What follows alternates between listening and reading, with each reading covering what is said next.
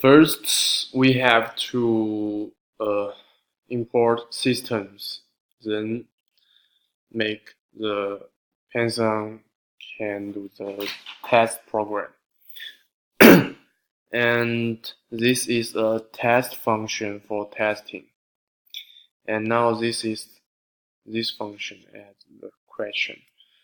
And we said y is equal to y2 minus y1 and x is equal to x2 minus x1 and slope is equal to y2 minus y1 divided by x2 minus x1.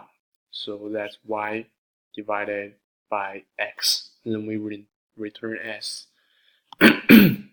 And use a call to slope in a new function in this.